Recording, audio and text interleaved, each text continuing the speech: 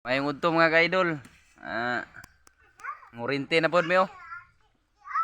Sit up na pod among kurente kay Yes mga idol. Kita na po nung sudanon mga idol. anay na mga kinabuhis pobre mga idol. Nanay up na dayon mga sa mga- kinabuhi sa pobreng hamugaway mga idol. Paano masabi? Pobreng hamugaway. So mangurinte meron idol. Pobre. Sit up sana mo ang kuan Hamugaway rin. ning kurente. Pero so update na lang tayo sa pa idol. Sige idol. Kita kits. Guys.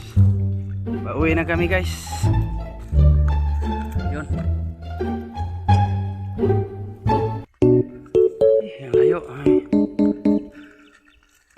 Yun ang lugar na pinuntahan namin. Yun ang huli namin, no? Yung kubag na pula. Yan. Dito lang tayo pagdating namin sa bahay. Yan ang mga kasama ko. Wow. Gumawa sila ng niyog para ikata sa aming huli. So ayan guys, update na lang tayo pagdating namin doon. Bye bye. A few moments later. Oh, klaro na kaya na idol ha, di na kamprag. Bakbak na. Sura oh. Ha, dagko kayo. Panita na ni Boss Idol Jimboy na. Oh, ha?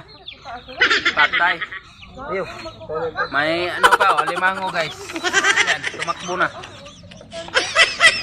Tara guys, pang tuno guys. Kilaw guys. Hantat guys oh. Naghangin na guys. 4 na kilo. Moro na mong kuha guys. Mga 4 kilo mong kuha guys kay kurintihan na po di ay. Sige guys, moro to. A few moments later. Kapit na gina maluto. Sa idol. Lunod ng tuno nga may dulaw. Oh. So, kay ni. Ah. O pa masala pre. Okay, masala ba? Sala din na mga idol. Lami kayo ang katas ng sabaw idol. Lami kayo.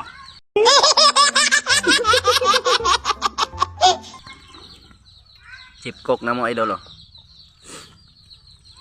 Ah. Wow, ang sarap. Hagunoy gamay.